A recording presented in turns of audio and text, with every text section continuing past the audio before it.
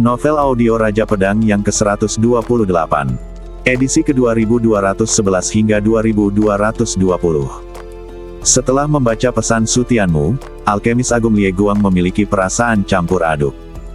Sekarang dia tidak lagi mempertimbangkan apakah pembayaran Su Tianmu masuk akal atau tidak, tetapi mengkhawatirkan hal lain.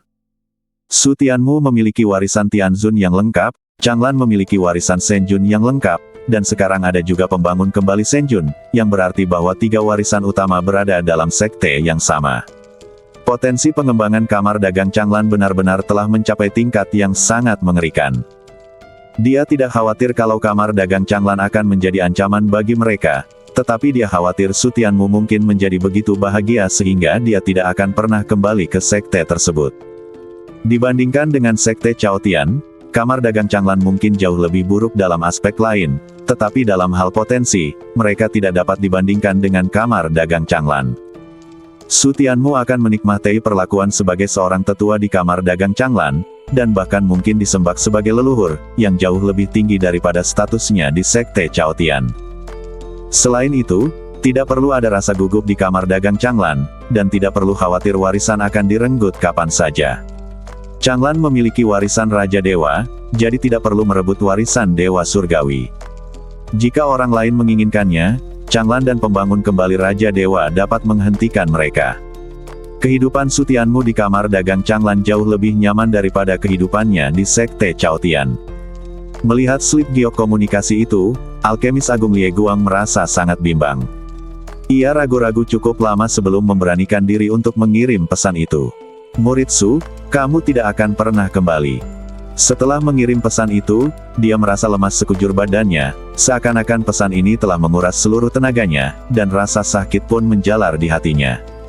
Jika kita kehilangan salah satu talenta terbaik, itu akan menjadi kehilangan besar bagi seluruh sekte. Ini akan menjadi kerugian terbesar yang diderita sekte Cao Tian dalam ribuan tahun. Di dalam domain spiritual ruang waktu 50 kali lipat, Su Tianmu melihat pesan dari Master Lie Guang, dan setelah beberapa saat ragu, dia menjawab, itu tergantung pada situasinya. Dia tidak punya rencana untuk kembali ke sekte Cao Tian untuk saat ini, dan kamar dagang tidak dapat melakukannya tanpa dia. Ketika Alkemis Agung Lie Guang menerima pesan ini, badannya gemetar, dan rasa sakitnya semakin kuat. Mereka sudah bisa meramalkan bahwa Su Tianmu tidak akan pernah kembali, dan sekte Cao Tian akan benar-benar kehilangan kejeniusannya. Setelah sekian lama, dia menenangkan diri dan membelai lembaran giok berisi pesan itu. Setelah ragu-ragu sejenak, dia menyimpan lembaran itu dan tidak mengirim pesan lagi untuk mengganggu Su Tianmu. Dia pun mengurungkan niatnya untuk melaporkannya kepada Tetua Agung Deksuan dan berpura-pura seolah tidak terjadi apa-apa. Mungkin ini yang terbaik. Bahkan jika dia membujuk Su Tianmu dan membiarkan Su Tianmu kembali, apa yang akan terjadi? Apakah dia akan terus membiarkan orang-orang di sekte mengkhawatirkan warisan Tianzun? Dan apa yang dapat dia lakukan untuk Su Tianmu? Mungkin pilihan terbaik bagi Su Tianmu adalah tetap tinggal di kamar dagang Changlan. Tidak hanya aman, tetapi dia juga dapat menunjukkan bakatnya secara penuh. Dia tidak perlu menjadi sasaran dan ditekan di mana-mana seperti sebelumnya. Bahkan jika hal itu akan merugikan kepentingan sekte, dia hanya bisa berpura-pura tidak tahu apa-apa. Su Tianmu menyelamatkan hidupnya, dan dia tidak bisa tidak berterima kasih. Di alam spiritual ruang dan waktu, Su Tianmu melihat bahwa Alkemis Agung Lie Guang tidak mengirimkan pesan apapun lagi, jadi dia menyimpan slip giok itu dan melanjutkan berlatih dalam pengasingan. Namun tak lama kemudian, cincin penyimpanan itu kembali bersinar. Dia berhenti berlatih dan mengeluarkan slip giok komunikasi untuk memeriksanya. Pesan dari Tetua Agung Deksuan.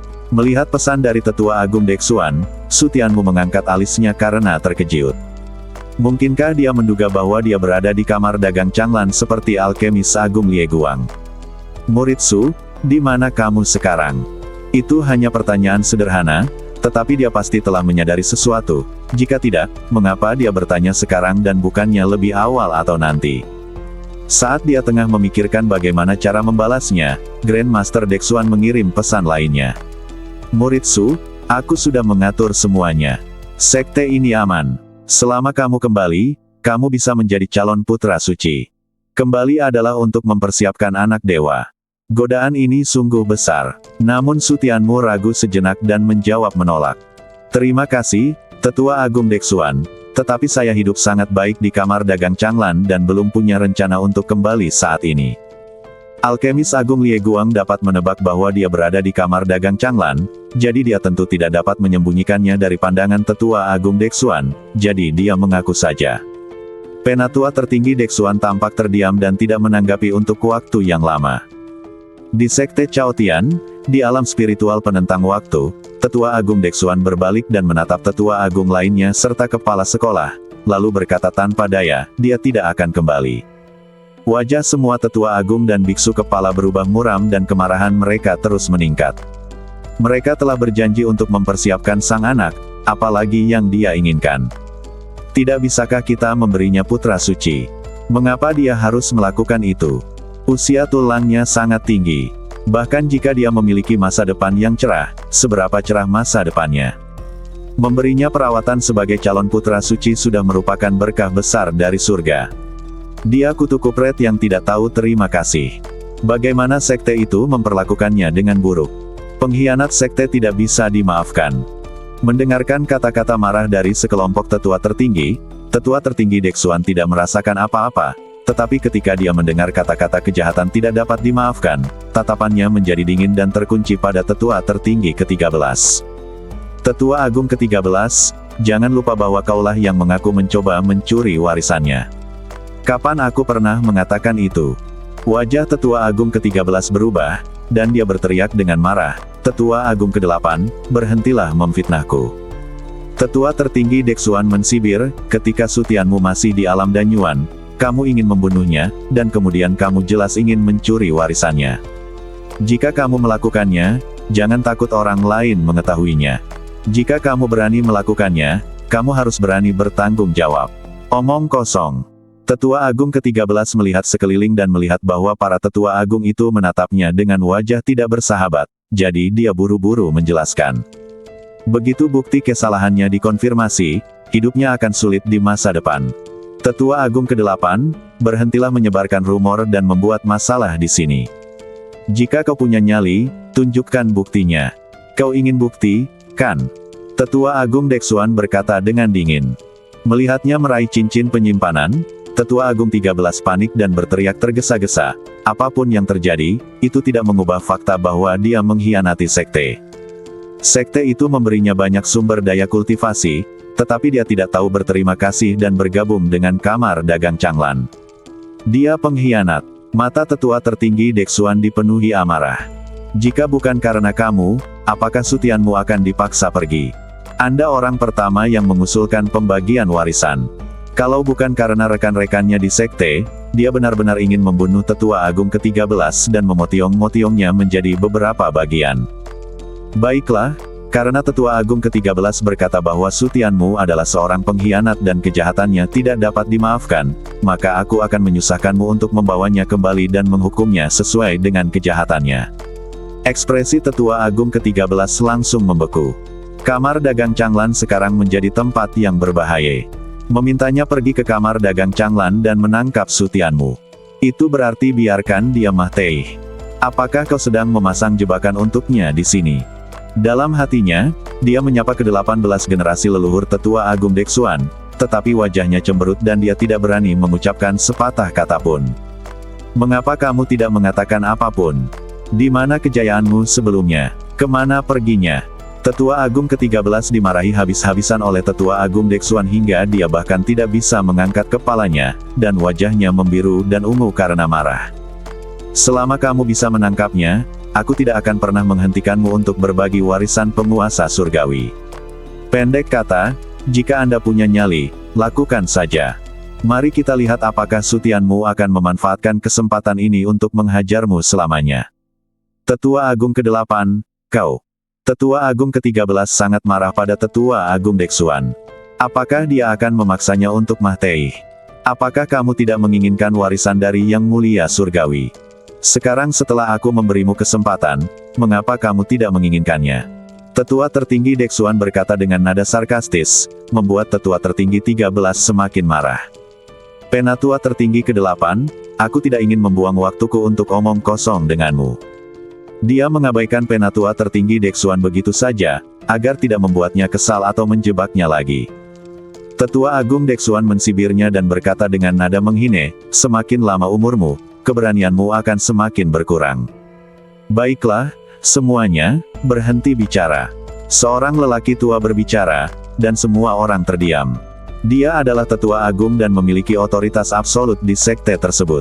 Biasanya, tidak ada yang berani membantahnya. Sutianmu adalah kesalahan kita, dan ini memberi kita pelajaran. Tetua agung merangkum pelajaran dan pengalamannya, sekte ini seperti anak kecil. Semakin dewasa, semakin tidak terkendali. Kita, tetua agung, harus memperkuat pengawasan terhadap murid-murid di bawah, dan mengendalikan keinginan kita sendiri untuk mencegah siapapun dirugikan atau disakayati. Mulai hari ini, kamu harus memberi contoh, kalau tidak sekte ini akan merosot. Ya, aku akan mengingat ajaran tetua agung. Semua tetua tertinggi mengepalkan tangan mereka dengan hormat, tetapi tidak jelas apakah mereka mendengarkan atau berapa banyak dari mereka yang mengikutinya. Juga, simpan semua keuntungan untuk Sutianmu, persiapkan posisi putra suci, dan simpan untuknya selamanya. Sambut dia untuk kembali ke sekte kapan saja. Mendengar hal ini, 13 tetua agung langsung tidak setuju. Beberapa tetua agung lainnya juga tidak senang. Mengapa seorang pengkhianat harus diperlakukan dengan baik? Inilah yang menjadi kewajiban sekte kita padanya. Selama dia tidak mengumumkan keikutsertaannya dalam kamar dagang Changlan, dia akan tetap menjadi murid sekte kita. Bahkan jika dia bergabung dengan kamar dagang Changlan, itu dapat menunjukkan keluasan pikiran sekte kami dan juga meninggikan hubungan yang baik dengan kamar dagang Changlan. Tetua agung membuat keputusan akhir, terutama kalimat kedua, dan tidak ada yang keberatan. Sekarang tidak ada dari mereka yang ingin menjadi musuh kamar dagang Changlan. Jika Sutianmu digunakan sebagai jembatan untuk berkomunikasi dengan kamar dagang Changlan, mereka akan sangat senang. Tetua agung itu bijaksana. Kamar dagang Changlan, di alam spiritual waktu dan ruang. Nitua, apa pendapatmu tentang pengaturan ini? Ni Changming menatap Sutianmu dan 3 orang lainnya di depannya, matanya bergerak-gerak, wajahnya penuh kejutan. Bagaimana mungkin dia tiba-tiba punya ide untuk menyempurnakan salah satu dari 3 boneka menjadi bentuk aslinya dan satu lagi menjadi bentuk saat ini? Lalu, boneka yang satunya akan berbentuk siapa? Tuan, boneka yang Anda buat begitu sempurna sehingga sama sekali tidak terdeteksi. Setelah memujinya, dia bertanya dengan bingung, Guru, boneka apa ini yang Anda buat? Ini adalah inkarnasiku, bernama Gu Hao. Temukan cara untuk menambahkannya ke arsip paling awal dan menjadikannya murid pertama yang mengikutiku dari perbatasan bumi ke perbatasan surgawi. Satu-satunya orang yang tahu bahwa dia adalah Gu Hao adalah alkemis agung Lie Guang dan tetua tertinggi Dexuan. Tentu saja tidak ada gunanya menyembunyikannya dari mereka, tetapi dia menyempurnakan dirinya agar terlihat seperti Gu Hao terutama untuk membingungkan sekte Wuji, sekte Tianluo, klan Namong, dan kekuatan lainnya. Fungsi boneka yang menyerupai Changlan bahkan lebih sederhana. Saat dia tidak ada, boneka tersebut dapat digunakan untuk menggantikannya. Niatnya semula adalah untuk membuat pengaturan terlebih dahulu agar siap sedia seandainya sekte Chaotian datang mengetuk pintunya suatu hari nanti. Huang Yiyu baru saja mengiriminya pesan, mengatakan bahwa dia ingin datang ke kamar dagang Changlan untuk menemuinya, tetapi dia menolak. Hal-hal yang kuberikan padamu sebelumnya, termasuk kebun obat, alam roh ruang dan waktu, dan lainnya. Semuanya diambil dengan identitas Gu Hao. Kau harus melakukan pekerjaan yang baik dalam resume identitasmu. Ni Changming tiba-tiba mengangguk, jadi begitulah. Jangan khawatir, Tuan. Saya pasti akan menyelesaikannya. Sedangkan untuk diriku yang asli, aku akan mengaturnya sendiri. Kau hanya perlu tahu bahwa aku ada di sini. Ni Changming melirik boneka itu dan ragu-ragu, Presiden, ini mungkin sulit untuk ditangani. Sutianmu sedikit mengernyit. Mengapa ini begitu sulit? Wakil bos, kau tahu bagaimana perasaannya padamu. Jika dia tahu kau ada di sini, aku khawatir. Ni Changming tampak malu. Bukan hanya Hua Xinyu, tetapi juga putrinya sulit dihadapi. Untungnya, Ming Jiajing diatur olehnya di pinggiran kota, jika tidak, akan ada masalah lain. Sepertinya memang sulit untuk dihadapi. Su Tianmu merasa sedikit pusing. Kalau tidak, haruskah dia menghadapi Hua Xinyu saja? Tuan, putriku juga ada di sini. Ni Changming tampaknya telah melihat pikiran Su Tianmu dan bergegas menghentikannya. Putrinya terobsesi padamu. Jika kau menunjukkan sifat aslimu, dia pasti akan mengganggumu setiap hari. Su Tianmu merasa kepalanya semakin sakit. Bagaimana mungkin dia bisa melupakan Ninu Jiao? Tuan, bagaimana kalau memanfaatkan kegembiraan berdirinya sekte ini, Anda mempertemukan wakil guru dan putri saya? Mata Ni Changming tiba-tiba berbinar dan dia menyarankan. Tidak ada gunanya berlarut-larut dalam masalah ini. Lagi pula, putrinya tidak bersaing dengan Hua Xinyu untuk posisi istri utama, jadi akan jauh lebih mudah untuk menerimanya bersama-sama. Kau benar-benar pandai memberikan ide-ide buruk. Su Tianmu menatapnya tanpa berkata apa-apa. Dia belum mengurusi urusan Junrou, jadi bagaimana dia bisa peduli dengan putrimu? Hanya memikirkan hal-hal baik di sini. Lupakan saja, kita urus ini nanti saja. Kamu atur saja dulu. Dia melambaikan tangannya dan berkata bahwa dia akan mengurus masalah ini nanti. Ya, tuan rumah. Ni Changming mengepalkan tangannya dengan kecewa, menghela napas dan berbalik. Leluhur. Melihat Fu Jiuxing masuk, ekspresinya langsung menjadi serius dan dia mengepalkan tinjunya dengan hormat. Status Fu Jiuxing tidak menurun karena kesetiaannya kepada Su Tianmu. Saat tiba di kamar dagang Changlan, ia masih menikmati perlakuan sebagai leluhur. Fu Jiuxing mengangguk pelan dan melambaikan tangannya untuk membiarkan Ni Changming keluar. Melihat ini, Ni Changming berbalik dan pergi tanpa tinggal sedikit pun. Orang dewasa, Tuan Fu, apa yang ingin Anda bicarakan dengan saya? Su Tianmu menyingkirkan ketiga boneka itu dan bertanya. Fu Jiuxing ragu sejenak dan berkata, saya punya sesuatu, tetapi saya tidak tahu apakah saya harus bertanya. Katakan saja apapun yang ingin kau katakan. Su Tianmu berkata dengan mudah. Mereka sudah bersumpah, jadi tidak ada yang sulit untuk dikatakan. Fu Jiuxing masih ragu-ragu, menatap Su Tianmu dengan saksama, dan setelah beberapa saat dia berkata, bolehkah saya bertanya, Tuan, apakah orang suci gila sudah jatuh? Orang suci gila, dari manakah orang suci gila ini berasal? Senior, dia tidak sedang berbicara tentangmu, kan? Kaisar abadi yang gila di 18 pagoda itu terdiam di tempat. Mungkinkah dia tidak berbicara tentangmu? Saat dia jatuh, aku seharusnya menjadi orang suci. Su Tianmu tiba-tiba mengangguk. Itu masuk akal. Sepertinya dia meninggal lebih awal. Senior, bagaimana aku harus menjawabnya? Tanyakan saja padanya terlebih dahulu, baru dia bisa tahu apa yang ingin dia ketahui, kata Kaisar Abadi Gila setelah berpikir sejenak. Tuan Fu, apa maksudmu dengan ini? Su Tianmu bertanya pada Fu Jiuxing dengan tatapan dingin. Tidak ada ide buruk. Tuan, saya tidak punya maksud lain. Saya mengajukan pertanyaan ini hanya karena saya sangat ingin maju. Fu Jiuxing berkata dengan canggung. Dia mengandalkan badan orang lain untuk membangun kembali kariernya, dan masa depannya pada dasarnya terhalang, tetapi jika dia bisa menemukan secercah harapan, dia masih ingin meraihnya. Dalam kehidupan sebelumnya, dia pernah mendengar bahwa Matt Sein tidak hanya gila, tetapi juga sangat cakap. Dia juga memiliki artefak Chaos 18 Pagoda, yang mungkin dapat membantunya menemukan cara untuk melepaskan diri dari belenggu.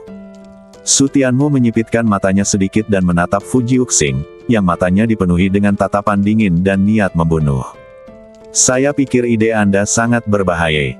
Fu Jiuxing tercengang. Apakah idenya berbahaya? Mengapa dia tidak merasakannya?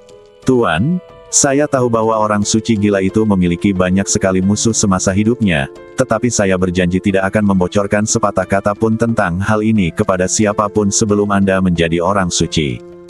Mendengarkan kata-kata serius Fu Jiuxing, Su Tianmu tidak bereaksi sama sekali. Hal ini membuat Fu Jiuxing tercengang lagi. Dia sudah mengatakannya, tetapi tetap saja tidak berhasil. Tuan, kalau sudah menjadi orang suci, musuh-musuh orang suci gila itu semasa hidupnya tidak akan menakutkan lagi, kan? Lagi pula, di dalam badanmu ada jiwa banyak orang kuat yang dipenjara oleh orang suci gila. Kau juga seharusnya mewarisi warisannya. Mereka hanya beberapa orang suci. Apa yang perlu ditakutkan? Perkataan Fu Jiuxing bukan hanya pengakuan terhadap Su Tianmu, tetapi juga provokasi. Orang suci gila itu adalah orang yang tak kenal takut dalam hidupnya, jadi mengapa dia takut padamu? Su Tianmu tersenyum dingin, orang suci. Apakah dia layak berada di mata para senior? Apakah ini dianggap sebuah pengakuan? Fu Jiuxing tertegun sejenak, lalu terkejut. Mungkinkah itu? Tuan, mungkinkah sebelum senior itu meninggal, dia sudah menjadi kaisar reinkarnasi? Orang gila itu sungguh ganas. Namun, dia segera menjadi bersemangat. Merupakan hal yang luar biasa baginya bahwa orang suci gila menjadi kaisar langit yang gila. Dengan cara ini, ada lebih banyak harapan untuk membantunya melepaskan diri dari belenggu. Kaisar surga. Tepat saat dia hendak berbicara, dia mendengar Su Tianmu mensibir dengan jijai. Fu Jiuxing membuka mulutnya dan ekspresinya langsung membeku. Dia bahkan bukan kaisar langit. Mungkinkah senior itu telah menjadi dewa bumi yang kembali ke kekosongan sebelum kematiannya? Mendengar seruan Fu Jiuxing, raut wajah Su Tianmu membeku dan dia berkata dengan dingin, "Sekarang kamu sudah cukup tahu, sekarang saatnya untuk membuat beberapa janji, kan? Kalau tidak, aku jamin kau tidak akan bisa meninggalkan dunia ini hidup-hidup." Kecuali dia, tidak ada orang lain yang boleh tahu tentang Kaisar Abadi Gila. Karena Fu Jiuxing sudah menebaknya, jika kamu tidak bisa merahasiakannya, maka dia akan membantumu merahasiakannya. Fu Jiuxing masih linglung, hatinya bergetar karena kegembiraan. Itulah alam kembali ke bumi dan menjadi abadi, alam yang dirindukan banyak orang. Sepanjang zaman, banyak dewa yang gagal di tengah jalan, menghabiskan seluruh hidup mereka, bahkan dengan harga yang beberapa kali lipat, dan bereinkarnasi berkali-kali, tetapi tetap tidak bisa menjadi makhluk abadi di bumi. Namun sekarang dia bisa bertemu dan bahkan berbicara dengan tokoh-tokoh tingkat makhluk abadi di bumi. Bagaimana mungkin dia tidak gembira? Ini adalah berkah yang tidak dapat dicapai dalam beberapa kehidupan. Butuh waktu lama baginya untuk menenangkan diri. Teringat perkataan Su Tianmu tadi, dia merenung sejenak, lalu cepat-cepat mengambil keputusan, "Tuan, aku bersedia setia padamu selamanya, dan tidak akan pernah mengkhianatimu. Bisakah kau mengizinkanku keluar dan memberimu bantuan agar aku bisa bertemu denganmu?" Kembali ke Void Earth Immortal, di dunia ini, mungkin hanya nama sebuah alam, dan itu bahkan tidak memiliki banyak arti, tetapi sebagai seseorang yang telah mencapai status dewa, dia tahu betul betapa mengerikannya kekuatan kembali ke Void Earth Immortal. Menyerahkan diri pada Returning Earth Immortal jelas merupakan suatu kehormatan yang hanya akan membuat kuburan leluhurnya berasap. Su Tianmu ragu sejenak lalu mengangguk pelan, "Oke." Melihat persetujuannya, Fu Jiuxing sangat gembira dan segera mengangkat tangannya untuk bersumpah, "Aku, Fu Jiuxing, bersumpah demi jiwaku bahwa aku tidak akan pernah mengkhianati orang ini seumur hidupku dan akan setia kepadanya selamanya. Jika aku melanggar ini, aku akan dihukum oleh Tao, jiwaku akan hancur, dan aku tidak akan pernah bisa bereinkarnasi." Setelah bersumpah dengan sumpah beraciun, Fu Jiuxing tidak sabar untuk melihat Su Tianmu. Sekarang dia bisa membiarkannya bertemu dengan orang suci yang gila. Tidak, orang abadi yang gila, kan? Senior, kamu bisa keluar dan menemuinya sekarang. Setelah berbicara dengan Kaisar Abadi Gila, Su Tianmu menatap Fu Jiuxing dengan wajah serius, "Ketika kamu bertemu dengan para senior nanti, ingatlah untuk bersikap hormat dan menghargai gelar mereka." Fu Jiuxing mengangguk cepat. Bagaimana mungkin dia tidak menghormati makhluk abadi di bumi? Tapi gelarnya, "Senior, apakah kamu sudah mengganti gelarmu?" Gelar kehormatan biasanya ditetapkan secara resmi saat seseorang mencapai status yang mulia surgawi, atau bahkan lebih awal, dan gelar tersebut tidak boleh dengan mudah diubah di masa mendatang. "Bolehkah saya bertanya apa jabatan Anda saat ini, senior?" "Orang gila, Kaisar Abadi." "Kaisar Abadi yang gila? Apa-apaan? Kaisar Abadi?" teriak Fu Jiuxing, suaranya pecah dan berubah melengking dan menusiuk. Tetapi kemudian wajahnya dipenuhi ketidakpercayaan dan dia menggelengkan kepalanya dengan panik. "Tidak mungkin, bagaimana mungkin itu adalah Kaisar Abadi? Bagaimana bisa Kaisar Abadi jatuh?" Dia telah mendengar bahwa Kaisar Langit akan jatuh, Dewa Bumi akan jatuh, dan bahkan Dewa Sejati akan jatuh, tetapi dia belum pernah mendengar tentang Kaisar Abadi yang jatuh. Kaisar Abadi hampir menjadi Dao Agung, bagaimana dia bisa jatuh? Sama sekali tidak. Kau pikir aku berbohong padamu?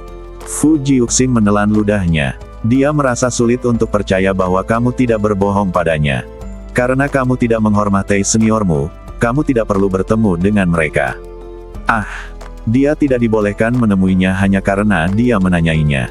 Dia bahkan bersumpah dengan sumpah darah, dia tidak bisa melakukan ini. Apakah itu masuk akal? Namun, dia terdiam.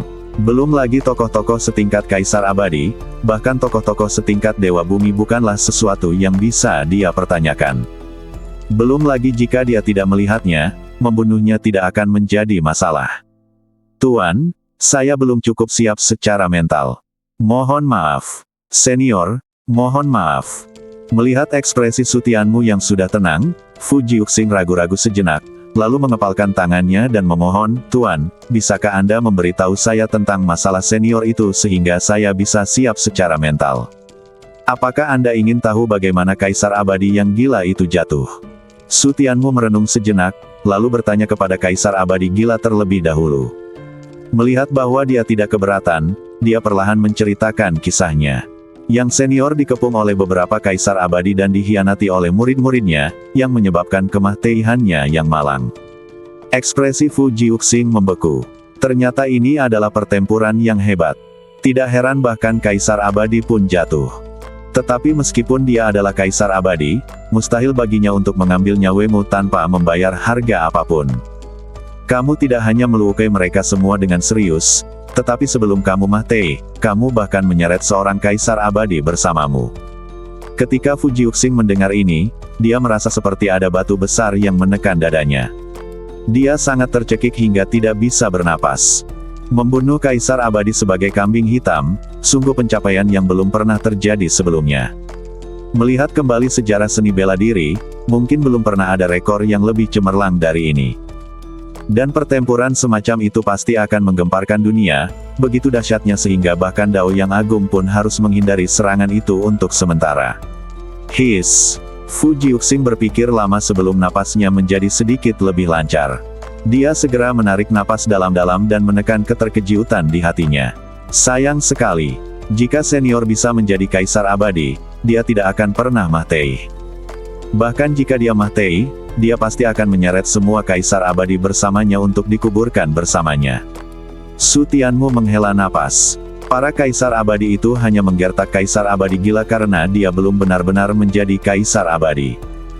Jika dia menjadi Kaisar Abadi, para Kaisar Abadi itu bahkan tidak akan mengambil tindakan, dan mereka mungkin semua akan bersembunyi dan tidak berani melawan Kaisar Abadi gila secara langsung. Fu Jiuxing mengangguk tanda setuju. Sungguh tidak tahu malu bagi beberapa Kaisar Abadi untuk bergabung. Dia tahu karakter Kaisar Abadi yang gila. Meskipun dia gila, dia tidak akan pernah membunuh orang yang tidak bersalah. Dia mengikuti kata hatinya. Dia bukan orang jahat. Namun, dia dihabisi oleh Kaisar Abadi. Itu benar-benar penuh kebencian. Kaisar Abadi tampaknya bukanlah orang yang tidak memiliki keinginan. Itu terutama karena seniornya. Saat dia mengatakan ini, dia tiba-tiba menyadari sesuatu, dan sisa kata-katanya tersangkut di tenggorokannya. Dia menatap Sutianmu dengan mata terbuka lebar dan pupil matanya mengecil. Apa yang baru saja dia katakan sepertinya adalah jika dia bisa menjadi Kaisar Abadi, maka dia bukanlah Kaisar Abadi sebelum kematiannya. Bagaimana mungkin dia bisa menyeret seorang Kaisar Abadi bersamanya? Tuan, apakah Anda baru saja mengatakan sesuatu yang salah? Fu Jiuxing menatap Sutianmu dengan tatapan khawatir, dia pasti telah mengatakan sesuatu yang salah. Jika dia belum menjadi Kaisar Abadi, maka paling-paling dia adalah dewa sejati. Bisakah seorang abadi sejati di telapak tangan Anda membunuh Kaisar Abadi? Ini tidak mungkin. Jangankan alam itu, bahkan di alam mereka saat ini, mereka tidak akan mampu melawan Kaisar Abadi karena kesenjangan satu alam besar, apalagi alam yang sama mengerikannya dengan Kaisar Abadi. Kaisar Abadi tidak terkalahkan. Tidak ada yang bisa mengalahkannya kecuali Kaisar Abadi. Kau tidak salah dengar, dia belum menjadi Kaisar Abadi. Sutianmu melihat keraguan di hati Fu Jiuxing dan mengangguk mengiyakan. Bas! Fu Jiuxing mundur 2 langkah seolah tersambar petir, matanya nyaris keluar. Benarkah belum menjadi Kaisar Abadi? Kau bisa membunuh seorang Kaisar Abadi sebelum kau menjadi seorang Kaisar Abadi. Ini terlalu mengerikan. Bahkan jika dia telah mencapai status dewa di kehidupan sebelumnya, dia masih tidak dapat mempercayainya. Belum lagi dewa sejati membunuh kaisar abadi, ketika dia adalah raja dewa di kehidupan sebelumnya, dia hanya bisa dihancurkan di depan seorang suci.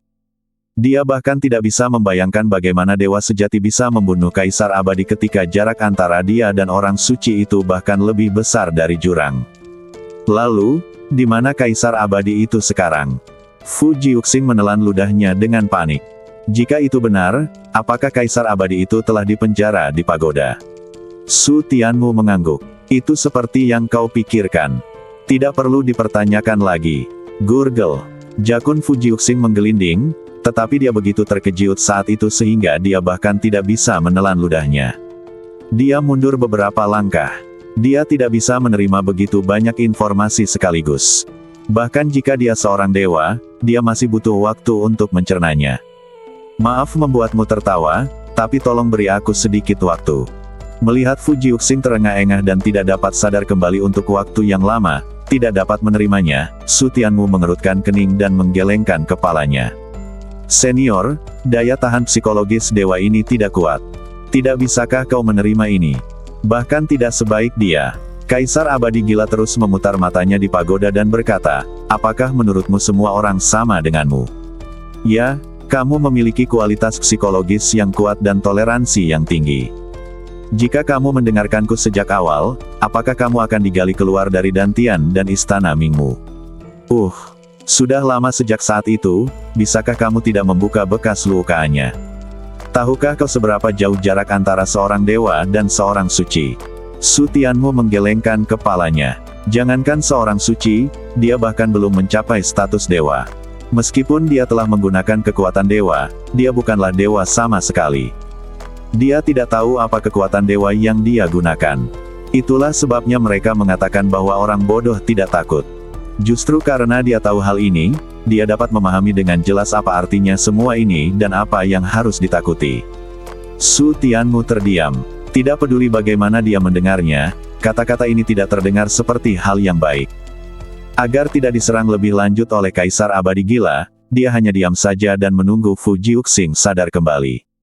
Setelah waktu yang lama, Fu Jiuxing kembali, tetapi dia masih terlihat sangat sulit. Tuan, apakah sudah terlambat bagiku untuk menyesal sekarang? Tanyanya dengan susah payah. Tiba-tiba ia menyadari bahwa hal yang paling menakutkan bukanlah kaisar abadi yang gila itu dapat membunuh kaisar abadi dengan seorang abadi sejati, tetapi sekarang, seluruh dunia adalah musuhnya. Para kaisar abadi yang terluka parah itu tidak akan pernah membiarkan kaisar abadi gila pergi, apalagi penerusnya. Sekalipun kaisar abadi yang terbunuh, keturunannya tidak akan pernah membiarkan kaisar abadi yang gila itu pergi. Jika dia mengikuti Su Tianmu sekarang, itu akan setara dengan menjadi musuh semua orang kuat di dunia. Dia hanyalah seorang dewa yang sedang berusaha membangun kembali dirinya sendiri. Dia tidak memiliki berkah untuk menjadi musuh kaisar abadi. Tidak. Mendengar dua kata ini, Fu Jiuxing tersenyum pahit. Dia benar-benar naik kapal bajak laut. Awalnya aku mengira musuh kaisar abadi gila paling-paling hanya orang suci, tapi tak disangka ternyata mereka berada pada tingkatan yang sama sekali berbeda. Sepertinya aku hanya bisa tergila-gila padamu seumur hidupku. Sambil menarik napas dalam-dalam, begitu anak panah melesat, tidak ada jalan kembali. Tidak ada gunanya berpikir terlalu banyak, jadi sebaiknya kamu memanfaatkan sebaik-baiknya apa yang kamu miliki sekarang. Silakan minta senior untuk keluar. Dia mengepalkan tangannya dan membungkuk dalam-dalam kepada Su Tianmu, sikapnya sangat tulus dan penuh hormat. Su Tianmu mengangguk pelan, sesaat kemudian sebuah cahaya menyeruak dari antara alisnya, dan kaisar abadi gila pun muncul di langit. Fu Jiuxing mengangkat kepalanya dan menatap kaisar abadi gila dengan linglung. Dia tampak sedikit lebih tua dari yang pernah dilihatnya di masa hidupnya, tetapi selain itu dia sama saja. Suasana yang tadinya tenang kini menjadi heboh lagi saat ini. Ia pun berkata dengan suara lantang, "Junior, aku memberikan penghormatan kepada kaisar abadi." Setelah berkata demikian, dia berlutut dengan tulus dan memberi hormat. Sekalipun Anda tidak mencapai kaisar abadi semasa hidup Anda, tetapi memiliki prestasi membunuh kaisar abadi, Anda dapat dinobatkan sebagai kaisar abadi. Mendengarkan perkataan Fu Jiuxing, kaisar abadi gila merasa cukup lega. Gelar Kaisar Abadi adalah gelar yang selama ini ia tuntut untuk dirinya sendiri. Bahkan setelah kematiannya, tak seorang pun pernah mendengar sebutan Kaisar Abadi. Ia tetaplah sosok setingkat dewa. Tentu saja mereka yang berada di dalam pagoda tidak masuk hitungan. Bangun. Terima kasih, Kaisar Abadi Senior. Fu Jiuxing berdiri, menatap Kaisar Abadi gila, lalu menundukkan kepalanya dengan hormat, tidak berani mendongak lebih jauh. Kau datang menemuiku untuk meminta sesuatu, kan? Ya, kalau begitu, katakan padaku. Fu Jiuxing menarik napas dalam-dalam. Ini adalah pertama kalinya dia bertemu dengan seorang Kaisar Abadi, dan juga pertama kalinya dia mengajukan permintaan kepada seorang Kaisar Abadi. Bohong jika dia mengatakan dia tidak gugup. Artinya, junior ini harus mengambil alih badan lain untuk berkultivasi lagi. Masa depanku terbatas dan prestasiku terkunci. Aku ingin meminta Kaisar Abadi untuk menunjukkan jalan yang jelas kepada junior ini. Setelah mengatakan itu, Fu Jiuxing berlutut lagi, merasa semakin gugup. Jika bahkan Kaisar Abadi gila tidak dapat membantunya melepaskan belenggu, maka dia tidak akan punya harapan sama sekali. Sumpah darah kedua berarti kehilangan segalanya. Membangun kembali penjara, bagaimanapun juga, masih terkait dengan asal mula Jalan Agung. Jika kita dapat menemukan jejak kekuatan aslinya, maka semuanya dapat diselesaikan. Kaisar Abadi gila perlahan mengucapkan solusinya, tetapi meskipun dia mengatakannya dengan ringan, Fu Jiuxing merasa berat hati saat mendengarnya. Mencuri jejak asal-usul Dao besar hanya membutuhkan beberapa kata, tetapi jika seseorang ingin melakukannya, seseorang harus menjadi Kaisar Abadi. Dengan kata lain, hanya Kaisar Abadi yang dapat membantunya mengubah nasibnya. Namun Kaisar Abadi yang sesungguhnya sangat jauh. Bahkan Kaisar Abadi gila pun belum menjadi Kaisar Abadi. Bahkan jika dia masih hidup di dunia ini, dia tidak akan dapat membantunya memecahkan masalah. Tuan Kaisar Abadi, apakah tidak ada cara lain? Tidak. Badan Fu Jiuxing bergetar, keputusasaan muncul di matanya, dan dia langsung menjadi dekaden. Bahkan Kaisar Abadi gila berkata bahwa tidak mungkin, jadi apa harapannya? Terima kasih, Senior. Fu Jiuxing tampaknya telah kehilangan jiwanya. Dia menundukkan kepalanya dengan lemah dan berlutut di tanah tanpa bergerak. Kaisar Abadi gila tidak berkata apa-apa lagi, berbalik dan memasuki pagoda dari antara alis Sutianmu. Kecuali Sutianmu, dia harus menjaga harga dirinya di depan semua orang, kalau tidak, di mana harga dirinya? Tuan Fu. Sutianmu berteriak, tetapi Fu Jiuxing sama sekali tidak menanggapi. Dia menggelengkan kepalanya sedikit, melangkah maju dan berkata, apakah menurutmu hanya Kaisar Abadi yang dapat memahami asal-usul Dao besar dan membantumu melepaskan belenggu? Fu Jiuxing mendongak dengan tatapan kosong. Bukankah begitu? Kalau begitu, pengetahuanmu tentang Kaisar Abadi masih kurang. Sutianmu menggelengkan kepalanya. Dengan baik. Aku tidak tahu apa yang Fu Jiuxing rasakan ketika mendengar ini. Kamu bukan Kaisar Abadi, dan kamu bahkan tidak berada di level hukum langit dan bumi. Bagaimana kamu bisa tahu lebih banyak darinya? Namun, Fu Jiuxing segera terdiam. Dalam hal memahami Kaisar Abadi, dia mungkin tidak lebih mengerti daripada Sutianmu. Dia bahkan belum pernah melihat Kaisar Abadi, tetapi Sutianmu telah diajari secara pribadi oleh seseorang yang pernah membunuh Kaisar Abadi, jadi dia pasti tahu lebih banyak tentang Kaisar Abadi daripada dirinya. Kaisar Abadi sudah merupakan orang yang dapat menciptakan hukum, tetapi seorang dewa sejati juga dapat memahami jejak asal-usul Dao besar. Selain itu, kesempatan untuk mendapatkan asal-usul Dao besar bukanlah sesuatu yang hanya bisa diperoleh oleh orang-orang di atas tingkat dewa sejati. Oh ya. Setelah mendengar kata-kata Sutianmu, Fu Jiuxing tiba-tiba menjadi tercerahkan, energi dan semangatnya kembali seketika, dan dia berdiri dengan mata berbinar. Tuan, Anda benar. Lebih baik punya harapan daripada tidak punya harapan. Selama kita bisa menemukan asal jalan itu, masalah saya bisa segera terpecahkan. Selama ada harapan, meski hanya secercah harapan, itu selalu lebih baik daripada tidak ada harapan sama sekali. Terlebih lagi, dengan adanya Kaisar Abadi gila di sini, selama dia cukup beruntung dan menemukan asal mula Dao yang agung, belenggu itu dapat segera dipatahkan. Tuan Fu, tolong ambillah batu Dao surgawi ini. Sutianmu mengeluarkan batu Dao surgawi, merasa sangat kesakitan. Hanya ada beberapa batu dao surgawi, dan jika satu digunakan, akan ada satu yang berkurang. Namun, peningkatan kekuatan Fujiuxing akan lebih menguntungkannya dan Menara Changlan. Ketika satu batu dao surgawi dapat memperoleh manfaat yang lebih besar, dia harus mengeluarkannya meskipun dia enggan. Batu surgawi. Fujiuxing tertegun sejenak, lalu matanya berbinar. Ini hal yang baik, benar-benar hal yang baik. Tuan, dari mana Anda mendapatkan batu dao surgawi? Di dunia ini, barang yang paling berharga mungkin adalah batu surgawi. Jika Anda ingin mendapatkannya, peluang, keberuntungan, dan kekuatan semuanya sangat diperlukan, dan Anda juga memerlukan penglihatan yang sangat kuat. Jika tidak, batu itu hanya akan diperlakukan sebagai batu biasa. Pendek kata, dia telah berada di Sekte Tianluo selama bertahun-tahun, tetapi belum pernah melihat satu pun batu Tiandao. Ini menunjukkan betapa langka dan berharganya batu Tiandao. Itu diperoleh secara kebetulan. Su Tianmu tidak menjelaskan terlalu banyak dan melemparkan batu dao surgawi kepada Fujiuxing. Batu dao surgawi ini seharusnya dapat membantumu membuka beberapa belenggu, sehingga kultivasimu di masa depan akan lebih lancar. Bagaimanapun, Fujiuxing berasal dari dunia tempat badannya diambil alih, dan dengan kekuatan surga, dia dapat membuka beberapa belenggu. Meski hanya sebagian saja, hal itu dapat membuat latihan Fujiuxing jauh lebih nyaman. Terima kasih, Tuan. Su Tianmu melambaikan tangannya, tidak perlu berterima kasih padaku, cepatlah berlatih. Sekte ini akan segera didirikan, dan aku akan mengandalkanmu untuk mengendalikan semuanya. Anda bercanda, Tuan. Namun, saya akan berusaha sebaik mungkin dan tidak akan pernah mempermalukan Anda. Fujiuxing berkata dengan rendah hati dan berbalik untuk berlatih. Setelah dia pergi, Su Tianmu terus berlatih, berpikir bahwa setelah segalanya di sekte stabil, dia akan pergi ke makam pedang terlebih dahulu, untuk memperkuat keterampilan pedangnya dan melihat apakah dia bisa mendapatkan pedang tingkat lanjut keempat. 20 hari berlalu di luar, dan undangan telah dikirim ke seluruh bagian Tianjiang. Semua pasukan, besar dan kecil, menerima undangan tersebut. 8 hari lagi, upacara pendirian Menara Changlan akan berlangsung.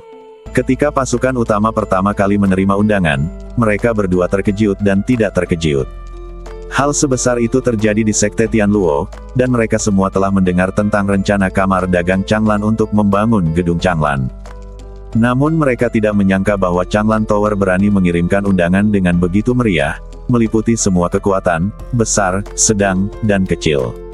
Ini menunjukkan betapa besar ambisi Changlan Tower. Cepat, siapkan hadiahnya. Siapkan hadiah yang berlimpah segera. Jangan pelit dengan uang. Pastikan Anda menyiapkan hadiah yang pantas. Cepatlah melapor kepada pemimpin klan.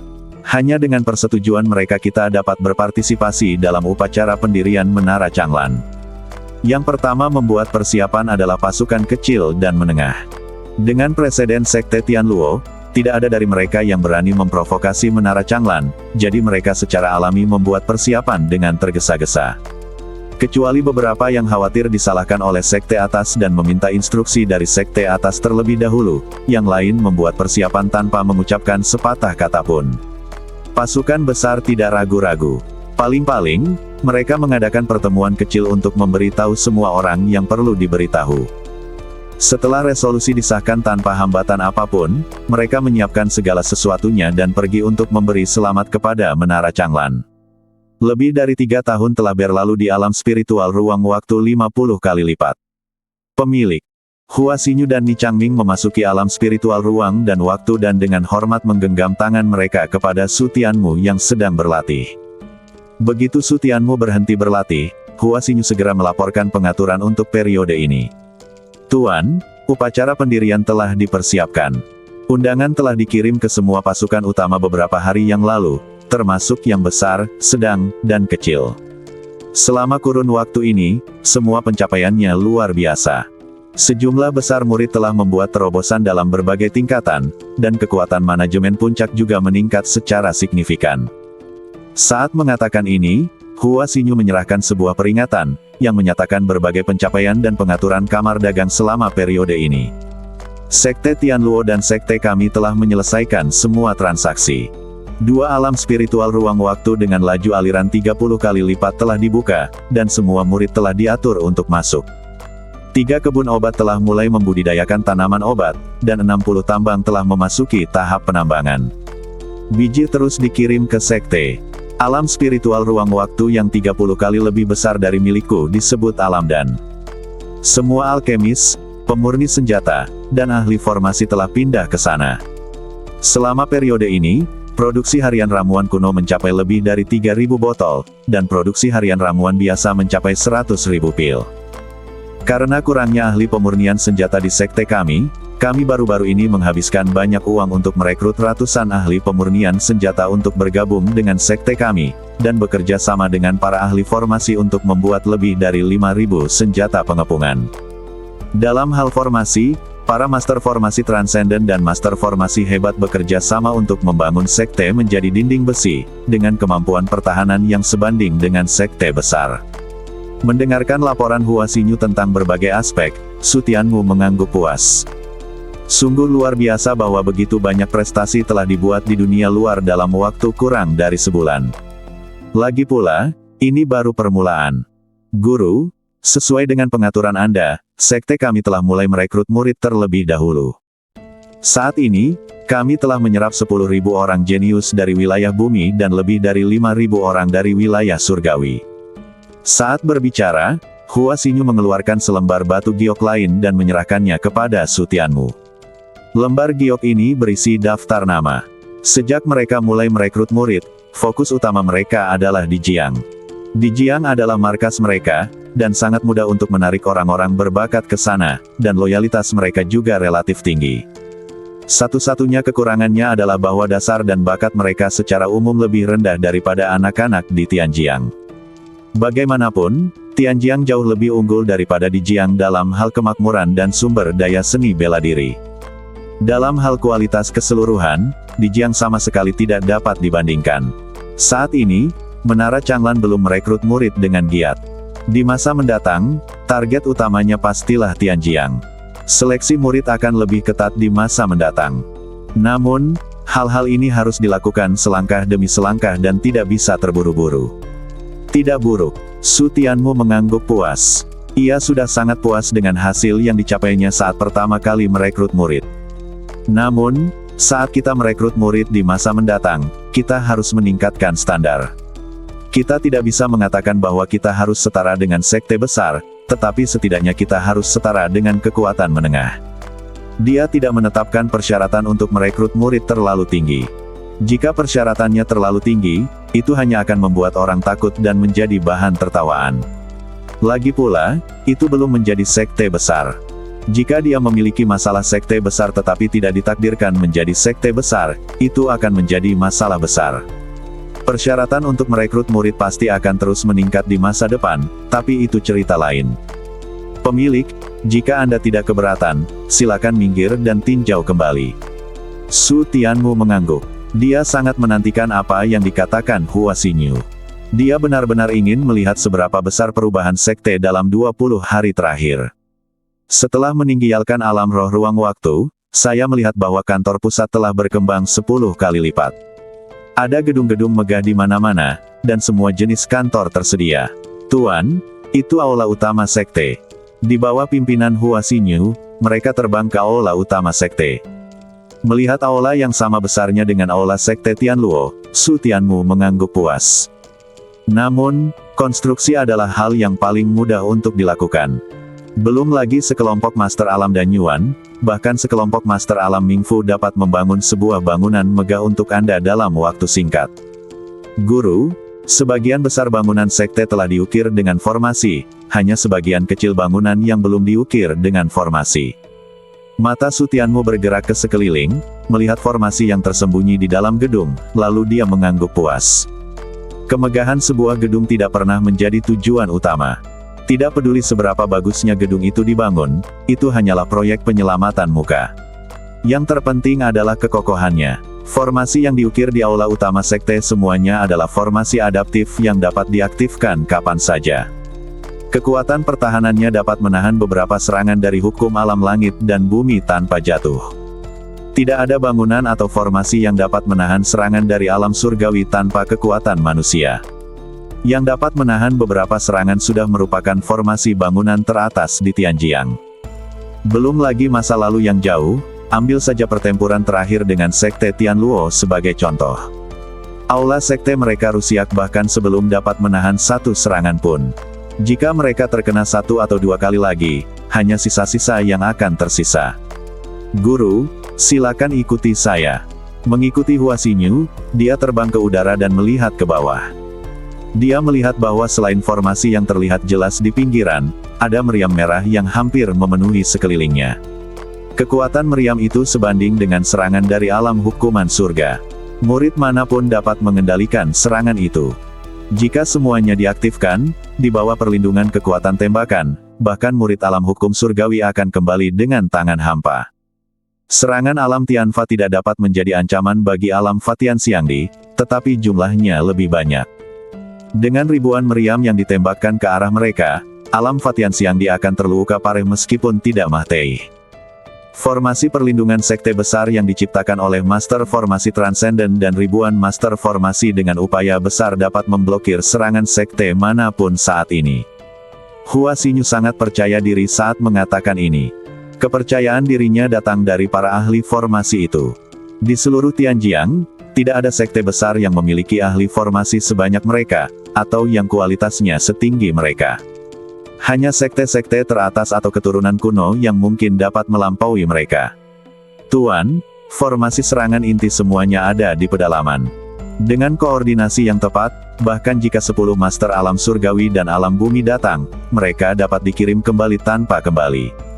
Su Tianmu mengangguk puas. Perubahan di kantor pusat sekarang dapat dikatakan sebagai transformasi yang lengkap. Hua Xinyu menjalankan kamar dagang dengan baik dan juga pandai mengelola sekte. Untuk mengatur semua ini dalam waktu yang singkat, bukan hanya para ahli formasi, pemurni senjata, dan alkemis yang patut dipuji, tetapi Hua Xinyu, yang bertanggung jawab untuk koordinasi dan promosi masalah, juga patut dipuji. Wakil tuan rumah, terima kasih atas kerja keras Anda. Tidak sulit. Pembawa acara memberiku kesempatan ini, dan aku akan melakukan yang terbaik. Hua Xinyu sama sekali tidak berani mengambil pujian. Jika bukan karena Su Tianmu, dia tidak akan memiliki kesempatan ini untuk menunjukkan dirinya. Lagi pula, menjalankan kamar dagang berbeda dengan mengelola sekte, dan dia tidak menyangka bahwa dia memiliki bakat setinggi itu dalam mengelola sekte. Guru, akhir-akhir ini perlengkapan latihan dan senjata para murid telah diganti satu demi satu, tetapi mereka masih kekurangan harta karun bela diri. Satu-satunya kekurangan adalah harta karun. Tidak peduli apakah itu untuk membuat harta karun pertahanan diri atau harta karun ofensif, itu membutuhkan kombinasi formasi, senjata, dan orang kuat. Tetapi sekarang mereka kekurangan ahli pemurnian senjata dan hukum langit dan bumi. Saat ini, mereka hampir tidak dapat memurnikan harta karun yang dapat menahan pukulan dari alam hukuman langit. Hasilnya sangat rendah, tidak cukup untuk dibagikan oleh para pengikut, dan harta adalah salah satu fondasi sekte. Jika para pengikut keluar tanpa harta, mereka akan dibantai begitu mereka dalam bahaya. Bahkan jika Su Tianmu memberi lebih banyak harta, dia hanya dapat memperlengkapi beberapa ribu murid paling banyak, dan puluhan ribu murid yang tersisa tidak akan terlindungi sama sekali. Su Tianmu mengerutkan kening. Ini memang masalah. Tidak mudah untuk mendirikan sekte besar. Masalah apapun yang muncul akan menjadi masalah besar dan sulit. Setelah upacara pendirian, kami akan menyebarkan berita dan merekrut orang-orang kuat di alam surga dan bumi. Kami akan memberi mereka ramuan yang dapat meningkatkan umur mereka lebih dari 150 tahun, serta ajaran dari para dewa. Satu-satunya kartu truf yang dibawanya dari negeri para dewa kuno adalah harta abadi yang tidak berguna. Pasir abadi dan harta abadi lainnya cukup untuk memurnikan ratusan pil abadi. Kalau bicara soal harta karun keabadian saja, aku khawatir sekte besar pun tidak semurah hatinya.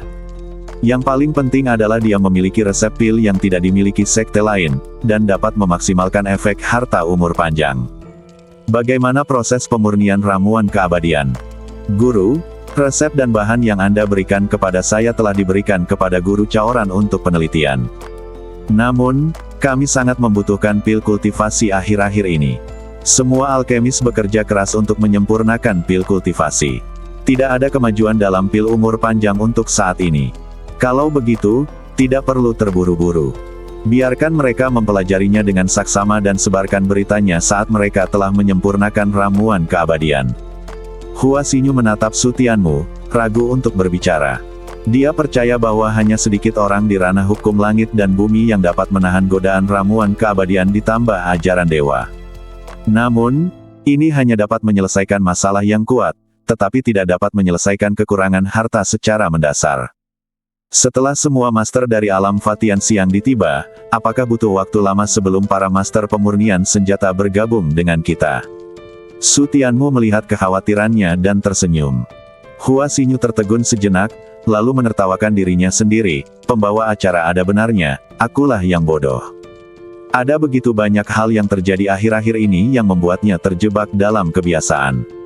Baiklah, semuanya sudah diatur dengan baik. Hubungi saya saat upacara pembukaan dimulai. Melihat Su Tianmu pergi, Hua Xinyu tercengang. Orang ini benar-benar tidak ingin membuang waktu. Dia kecanduan menjadi bos yang tidak ikut campur. Besok adalah upacara pembentukan klan. Apa kau tidak mau mengurus urusan satu hari saja? Dia menggelengkan kepalanya sambil tersenyum masam. Dengan tuan rumah seperti itu, dia takut dia akan ditakdirkan untuk bekerja keras sepanjang hidupnya. Wakil pemilik gedung, mereka yang mampu harus bekerja lebih keras. Terima kasih atas kerja kerasmu, kata Ni Changming sambil tersenyum. Pemilik gedung sudah lama terbiasa menjadi bos yang tidak ikut campur. Sudah sangat baik baginya untuk menaklukkan negara. Lebih baik bagi mereka untuk mempertahankan negara. Hua Xinyu mengangguk dengan getir lalu berbalik untuk melanjutkan pekerjaannya yang sibuk. Hari berikutnya tiba dalam sekejap mata. Menara Changlan dihiasi dengan lampu dan sangat semarak.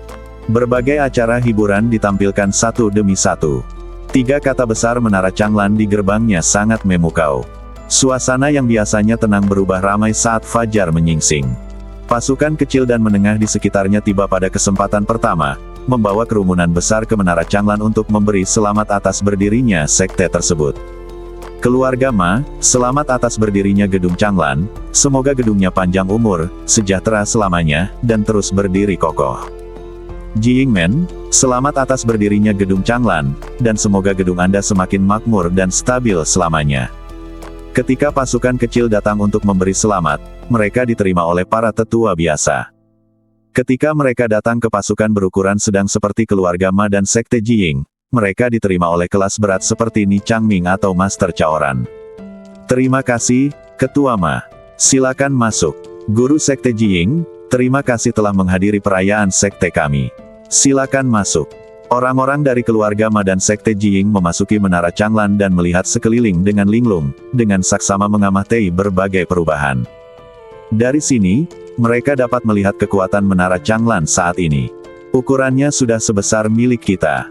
Apakah semua rumah dan loteng itu diukir dengan formasi? Bahkan paviliun dan teras pun dilindungi oleh formasi. Desis. Hanya dengan melihat berbagai bangunan, keluarga Ma dan sekte Jiying tercengang. Tidak hanya formasi di mana-mana, tetapi semuanya adalah formasi tingkat tinggi, begitu mewah sehingga mereka tidak bisa menahan napas. Apakah paviliun dan teras di tepi air perlu dilindungi oleh formasi? Tidak bisakah kita hancurkan saja dan bangun kembali? Apakah perlu menggunakan formasi untuk melindunginya? Tampaknya ini merupakan langkah yang berlebihan, tetapi ini menunjukkan betapa kayanya Changlan Tower sekarang. Tuan, kekuatan formasi mereka lebih tinggi 1 tingkat dari kita. Tampaknya ada master formasi transenden di Menara Changlan, dan memang benar ada ribuan master formasi. Setelah mendengar pesan dari guru formasi mereka sendiri, Patriark Ma dan kepala sekte Jiying sangat terkejut hingga kulit kepala mereka mati rasa. Para guru formasi ini sendiri bukanlah sesuatu yang dapat mereka lawan. Apalagi yang kamu lihat. Patriark Tuan, lihat meriam itu. Kepala Ma dan kepala sekte Jiying menoleh dan menatap meriam merah dengan mata bingung. Bukankah benda-benda itu lebih merupakan hiasan? Patriark Tuan, meriam-meriam itu bukan hanya untuk pamer, tetapi senjata-senjata dahsyat yang telah diintegrasikan dengan formasi-formasi canggih. Menara Changlan sengaja memajangnya, yang membuktikan bahwa kekuatan meriam merah itu jelas tidak buruk, setidaknya sebanding dengan serangan dari alam hukuman surgawi. Apa? Ketika Patriark Ma dan Kepala Sekte Jiying mendengar kata-kata ini, mereka begitu ketakutan hingga berkeringat dingin dan menatap master formasi mereka sendiri dengan ngeri. Apa kamu yakin? Dapatkah setiap meriam patung itu sekuat itu? Melihat master formasi mereka mengangguk, Patriark Ma dan Kepala Sekte Jiying semuanya menggigil dan merasakan hawa dingin di punggung mereka. Ini ribuan meriam. Jika serangan ini diarahkan pada kita, sekte ini akan hancur dalam sekejap. Menara Changlan benar-benar telah berkembang ke tingkat yang mengerikan. Mereka berdua merasakan betul bahwa dengan kekuatan mereka yang terbatas, mereka tidak ada bedanya dengan semut di depan Menara Changlan.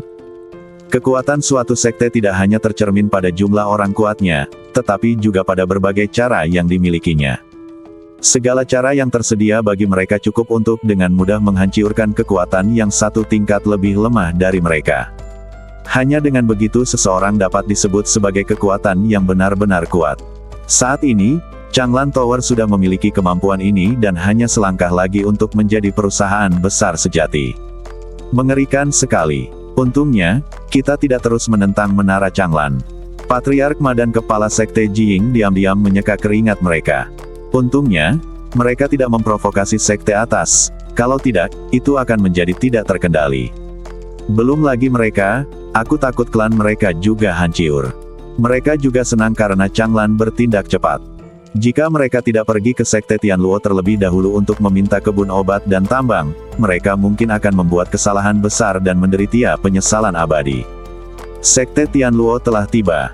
Suara keras terdengar, dan semua pasukan kecil dan menengah yang terkejut melihat keluar, dengan wajah terkejut. Sekte Tianluo dirugikan begitu parah oleh Menara Changlan, tetapi tanpa diduga, itu adalah sekte besar pertama yang datang untuk memberi selamat. Tampaknya Sekte Tianluo telah ditakuti oleh Menara Changlan. Bahkan para leluhur telah diburu di sini. Sulit bagi Sekte Tianluo untuk tidak takut. Jika mereka tidak semakin termotivasi, saya khawatir Menara Changlan akan menginjak mahiyat mereka untuk mencapai puncak. Di tengah ejekan pasukan kecil dan menengah, Ni Changming bergegas maju untuk menyambut mereka. Salam dari Sekte Tianluo, kami minta maaf karena tidak menyambut Anda secara langsung. Silakan masuk. Orang yang datang untuk memberi selamat kali ini adalah Kepala Sekte Tianluo. Melihat Hua Xinyu dan kemudian berbagai dekorasi mewah di gedung Changlan, dia merasa sangat tidak senang. Berapa banyak barang di sini yang dijarah dari Sekte Tianluo mereka. Memikirkannya saja sudah membuat amarahnya membara. Namun dia hanya bisa berusaha sekuat tenaga menahan amarahnya, dan memuji Ni Changming dengan senyuman sebelum memasuki Menara Changlan. Namun Ni Changming memperlakukannya sebagai tamu terhormat seolah-olah tidak ada yang terjadi. Wu Jimen telah tiba. Berikutnya datanglah sekte besar terdekat, Sekte Wuji. Sekte Wuji sangat mementingkan perjalanan ini. Kepala sekolah tidak datang, tetapi para tetua agung datang, dan mereka adalah tetua agung ke-16. Tetua agung ke-16 awalnya menolak untuk datang dan memberi selamat kepadanya, karena Menara Changlan telah merampas dua domain roh ruang dan waktu darinya dan telah memperbaikinya, yang telah membuat hatinya berdarah. Sekarang dia diminta untuk datang dan merayakannya, yang membuatnya semakin tidak nyaman.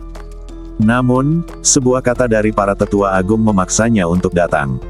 Jika dia tidak menyelesaikan konflik dengan Menara Changlan, maka dia tidak akan memiliki kehidupan yang mudah di masa depan, dan keturunannya, dan semua orang dalam keluarga, tidak akan memiliki kehidupan yang mudah. Wakil Kepala Bangunan, saya sudah lama mendengar nama Anda. Anda berbakat dan cantik. Tidak ada wanita lain di seluruh Tianjiang yang dapat menandingi Anda. Ketika Tetua Agung ke-16 melihat Hua Xinyu datang untuk menyambutnya, ia segera menyesuaikan mentalitasnya dan memujinya dengan kepalan tangan. Apa yang dia katakan tidak mengandung banyak pujian. Apa yang dia katakan pada dasarnya adalah kebenaran. Di Tianjiang, Hua Xinyu adalah satu-satunya wanita yang memimpin sekte menengah hingga besar di usia yang begitu muda. Tetua Agung ke-16, Anda terlalu baik. Itu karena tuan rumah sangat menghargai saya dan memberi saya kesempatan ini. Saya tidak berani membicarakan prestasi saya. Sayang, apa yang dikatakan wakil pemilik gedung itu salah. Menghadapi kerendahan hati Hua Xinyu, tetua ke-16 terus memuji, wanita sama baiknya dengan pria. Wakil pemilik gedung pasti memiliki kualitas yang luar biasa untuk dipercayakan dengan tugas penting seperti itu oleh pemilik gedung Changlan. Bakat dan kemampuan wakil pembawa acara benar-benar membuat kita malu. Tetua Agung ke-16, Anda terlalu sopan. Saya hanya wanita biasa. Hua Xinyu berkata sambil mengangkat tangannya dan berkata, silakan. Akan ada lebih banyak kekuatan yang datang, dan jika kita terus bersikap sopan, ini tidak akan pernah berakhir. Sekte Wuwang telah tiba. Sekte Chaotian telah tiba. Wah, itu tetua agung ke-8 dari Sekte Chaotian, kan? Dia benar-benar memimpin tim. Berbagai kekuatan yang datang cukup terkejut melihat bahwa tetua agung Dexuan yang memimpin tim. Bahkan Sekte Tianluo hanya mengirim seorang kepala suku dan seorang tetua agung yang berpangkat lebih rendah, tetapi Sekte Chaotian benar-benar mengirim tetua agung ke-8. Ini adalah kelas berat. Itu, kelihatannya orang suci. Ya, dia adalah Sein Huang Yiyun yang baru. Kudengar dia tidak hanya memperoleh fisik bawaan, tetapi juga membangkitkan sedikit garis keturunan Phoenix ilahi. Gadis suci ada di sini, apa maksud Sekte Chaotian dengan ini? Mungkinkah mereka ingin membentuk aliansi dengan Menara Changlan? Kedatangan kedua tokoh besar dari Sekte Chaotian ini sangatlah berarti. Kunjungan tetua tertinggi ke-8 merupakan kehormatan besar bagi bangunan sederhana kita. Hua Xinyu tidak berani lalai dan bergegas menyambutnya. Huang Yiyu melihat sekelilingnya, hanya melirik pemandangan dan berbagai tatanan arsitektur, serta terus mencari sosok yang dicarinya di antara kerumunan.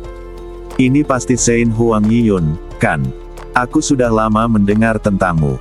Apakah Anda Hua Xinyu, wakil kepala bangunan Hua? Huang Yiyu tersadar dan menatap Hua Xinyu dengan sedikit permusuhan di matanya. Hua Xinyu menyambut Huang Yiyu dengan antusias. Ia tahu bahwa Huang Yiyu, seperti dirinya, berasal dari Kekaisaran Changlan, yang membuat mereka menjadi rekan senegara yang sangat langka di Tianjiang. Tentu saja, ia sangat antusias dan ingin membangun hubungan baik dengannya. Namun, dia bisa merasakan bahwa Huang Yiyu bersikap bermusuhan terhadapnya, dan senyum di wajahnya sedikit memudar. Keraguan muncul di matanya. Dia tidak ingat pernah berkonflik dengan Huang Yiyu sebelumnya, jadi dari mana permusuhan ini berasal? Wakil bos Hua, di mana saudaraku? Tanya Huang Yiyu dingin. Jangan kira dia tidak tahu pikiran kecilmu. Kau masih memikirkan saudaranya, kan? Sebaiknya Anda segera melupakan ide ini. Kakak kamu, wakil pemilik gedung Hua tertegun sejenak, lalu wajahnya berubah dan dia melihat sekelilingnya dengan gembira. Nona Suci Yiyun, apakah saudaramu ada di sini? Melihatnya seperti itu, Huang Yiyu mensibir. Sudah berapa lama kakaknya berada di gedung Changlanmu, dan dia masih berpura-pura tidak tahu. Apakah kamu pikir kamu dapat membodohinya seperti ini? Melihat dia hanya mensibir dan tidak berkata apa-apa, Hua Xinyu menjadi sangat cemas. Cepat beritahu aku, di mana dia? Wakil kepala Hua, tolong berhenti berpura-pura. Apa yang dia pura-purakan? Hua Xinyu menatap Huang Yiyu dengan bingung, dia benar-benar tidak mengerti apa arti kata-kata ini. Tetua tertinggi ke-8, Sein Yiyun, silakan duduk dulu. Ni Changming merasakan ketegangan di antara kedua wanita itu dan bergegas untuk mengundang tetua tertinggi Dexuan dan yang lainnya masuk terlebih dahulu. Jika ketegangan di antara kedua wanita itu meningkat lebih jauh, mereka mungkin akan mulai bertarung secara langsung. Yiyun, masuklah dulu, kata tetua agung Dexuan. Sekarang mereka sudah ada di sini, tidak perlu terburu-buru. Huang Yiyu mendengus tidak senang dan memelototi Hua Xinyu sebelum masuk. Wakil pemilik gedung, saya akan menerima mereka. Ni Changming bergegas menghampiri mereka. Kedua wanita itu tidak boleh dibiarkan bersama lagi. Jika mereka bertemu, pasti akan ada masalah. Hua Xinyu menatap punggung Huang Yiyu dan yang lainnya dengan bingung, sama sekali tidak mengerti apa yang sedang terjadi. Baru ketika Ni Changming keluar untuk menyambutnya lagi, dia perlahan menyadari apa yang sedang terjadi. Ni tua, katakan sejujurnya, apakah sutianmu sudah tiba di sini sejak lama? Ni Changming menghindari tatapan tajam Hua Xinyu. Bagaimana dia bisa tiba-tiba mengetahuinya? Apakah dia benar-benar sepintar itu? Ini. Sesaat, dia tidak tahu bagaimana menjelaskannya. Kejadian itu terjadi begitu tiba-tiba sehingga dia tidak tahu bagaimana menutupinya. Melihat reaksinya, Hua Xinyu segera menyadari bahwa apa yang dipikirnya benar, Su Tianmu benar-benar telah tiba sejak lama. Kapan dia datang? Di mana dia sekarang? Kenapa kamu tidak memberitahuku sebelumnya? 3 pertanyaan fatal itu membingungkan Ni Changming. Bagaimana dia harus menjawabnya? Wakil bos, hari ini adalah upacara pendirian sekte. Apapun yang terjadi, kita harus menunggu sampai setelah hari ini untuk membahasnya, kan? Ni Changming berbicara dengan kaku. Itulah satu-satunya alasan yang dapat dipikirkannya, berharap ia dapat lolos begitu saja. Hua Xinyu mengerutkan kening dan menatap Ni Changming dengan dingin, artinya dia bahkan tidak bisa memberitahunya. Kaisar Qin Tianzong telah tiba. Teriakan keras bergema di langit dan bumi. Mendengar 3 kata Qin Tianzong, Hua Xinyu harus mengesampingkan pikiran lain untuk sementara waktu, menenangkan emosinya dan bergegas menyambut Qin Tianzong. Sekte Qin Tian dipimpin oleh alkemis King Jue Chaoran, dengan Ji Xiyun mengikuti di belakang sebagai perwakilan generasi muda. Master alkemis King Jue Chaoran. Hua Xinyu melangkah maju dan mengepalkan tangannya dengan hormat. Dia telah mengerjakan pekerjaan rumahnya sebelumnya dan pada dasarnya mengingat semua tokoh penting dari semua kekuatan di Tianjiang. Meskipun jumlahnya puluhan ribu, untuk menghindari kesalahan dalam upacara pendirian, dia hanya dapat mengingat penampilan dan karakteristik semua orang dengan jelas. Wakil Kepala Bangunan Hua, alkemis King Jue Chaoran tersenyum dan mengepalkan tinjunya tanpa berpura-pura.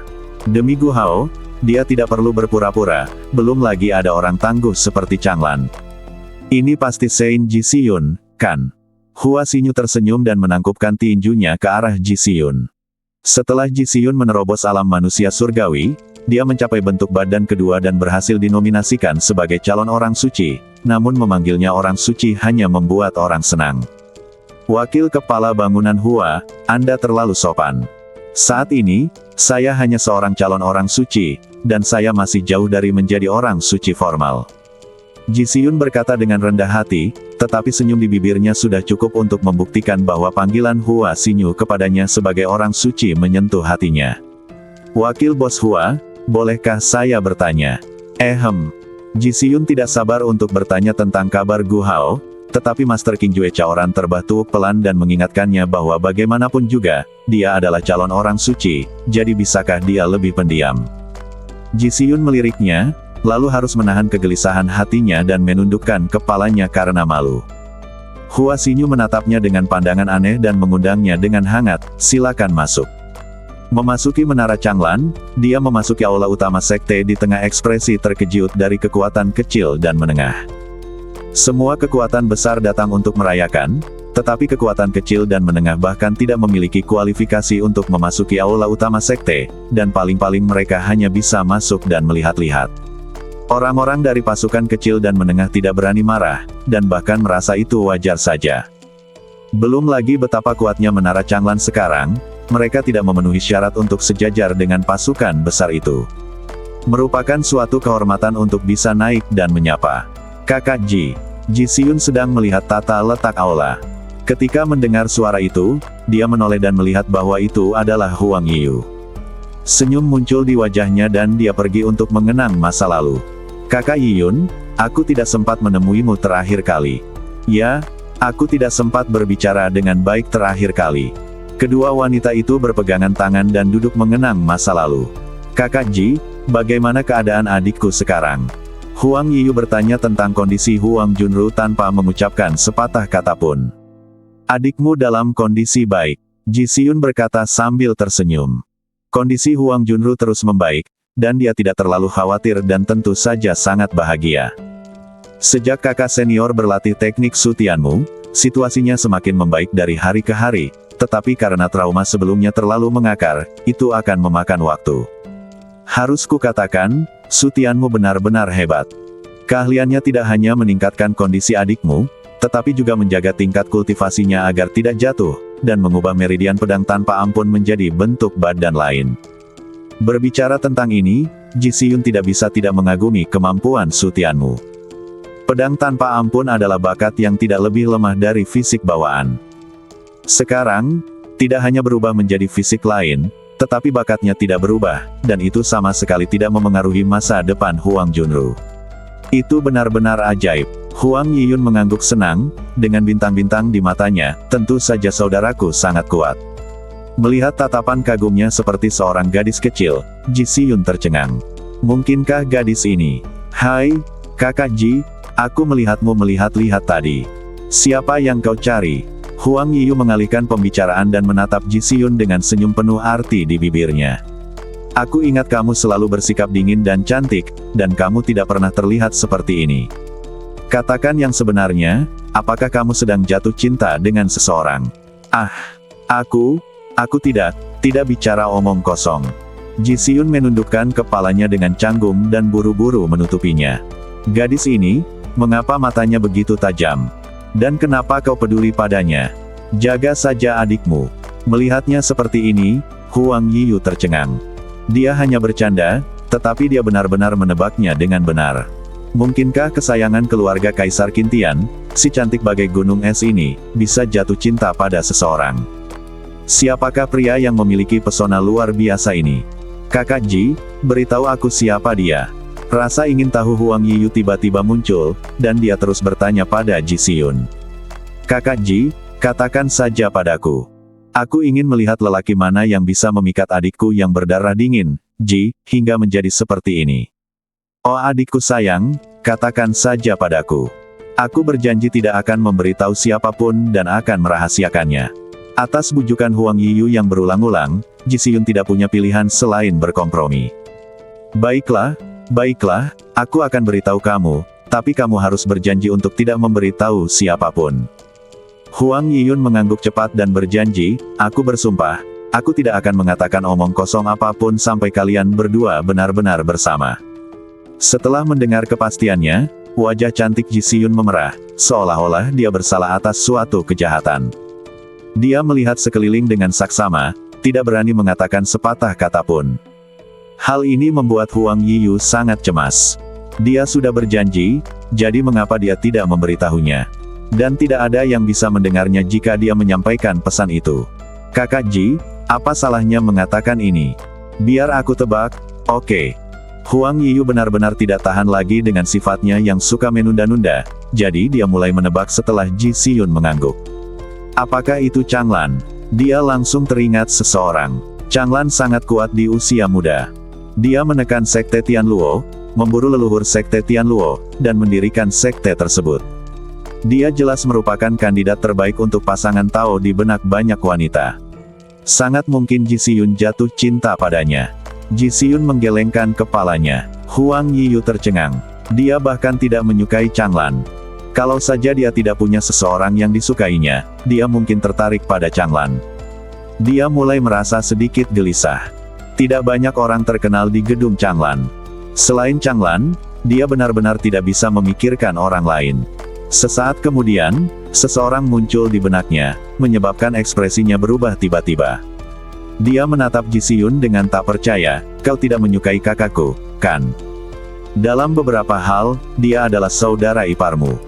Kamu tidak bisa bersaing dengan saudara perempuannya untuk mendapatkan pasangan. Ji Siyun terus menggelengkan kepalanya. Bagaimana mungkin dia mengira dia akan menyukai Su Tianmu? Dia dan Su Tianmu hanya bertemu beberapa kali, belum lagi dia adalah suami kakak perempuannya. Bagaimana dia bisa bersaing dengan kakak perempuannya untuk mendapatkan Su Tianmu? Baguslah, Huang Yiyu menghela napas lega. Dia bisa menyukai siapa saja, kecuali kakaknya. Terlalu banyak orang yang mengkhawatirkan kakaknya, jadi dia harus terus mengawasi keadaan dan membantu kakaknya menyingkirkan para pesaing cintanya. Kakak Ji, tolong jangan membuatku penasaran lagi dan cepatlah beritahu aku. Setelah berusaha keras untuk waktu yang lama, Huang Yiyu benar-benar tidak dapat menebak siapa orang itu. Dia berkata kepada Ji Siyun dengan sedih, apakah begitu sulit bagiku untuk sekadar memberi tahu nama? Ji Siyun sangat bimbang. Dia membuka mulutnya beberapa kali tetapi terlalu malu untuk mengatakannya. Huang Yiyu tidak bisa menahan diri untuk tidak memutar matanya. Apakah begitu sulit untuk memintamu menyebutkan nama? Apakah itu benar-benar dapat membahayakan nyawamu? Hei, kakak Ji, apakah nama belakangnya Gu? Tiba-tiba, sebuah ide muncul di benaknya, dan dia teringat keluarga Gu dan bertanya dengan heran. Ji Siyun menatap Huang Yiyu dengan heran, bagaimana kamu tahu?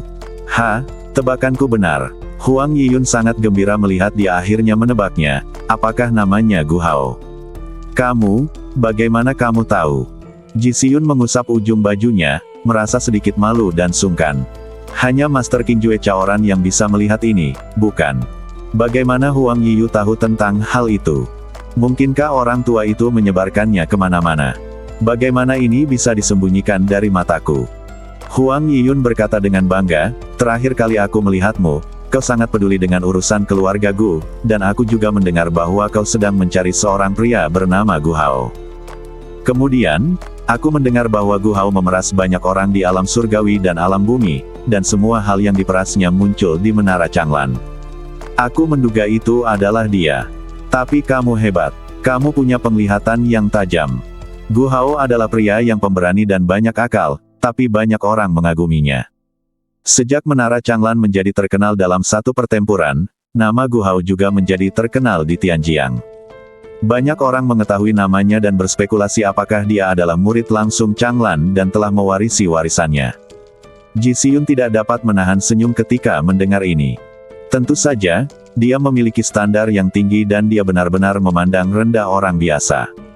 Dia tidak terlihat begitu baik. Dia sama sekali tidak tampan.